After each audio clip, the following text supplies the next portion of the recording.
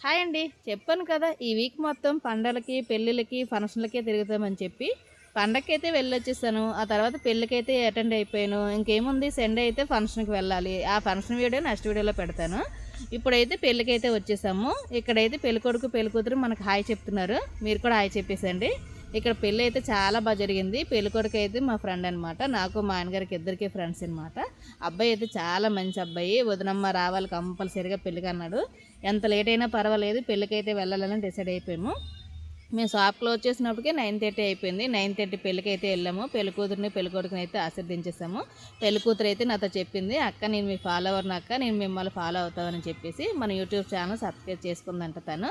నాకైతే చాలా హ్యాపీగా ఫీల్ అయ్యాను. దాని తర్వాత అయితే వాళ్ళిద్దరిని ఆశీర్వదించేసి ఇంక ఫుడ్కి అయితే వచ్చేసాము.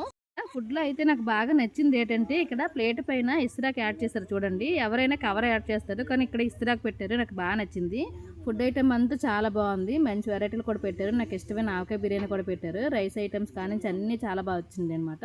ఏంటి స్టార్టింగ్లో 2 ప్లేట్లు పట్టుకొని తిరుగుతున్నాను, నేను 2 ప్లేట్లు తినేస్తున్నాను అనుకున్నారా? లేదండి, మా ఆయన గారి కోసం. మా ఆయన అయితే వీడియో తీస్తున్నారు కదా, ఆయన కోసం కూడా నేనే ప్లేట్ అయితే పట్టుకున్నాను. ఆ తర్వాత ఆయన ప్లేట్ ఇస్తాను, తినేశారు. లాస్ట్లో ఐస్ క్రీమ్ కూడా తినేసి ఇంటికి అయితే బయలుదేరేసాము. పెళ్ళి అయితే చాలా బాగా జరిగింది. నెక్స్ట్ వీడియోలో మళ్ళీ కలుద్దాం. Bye bye.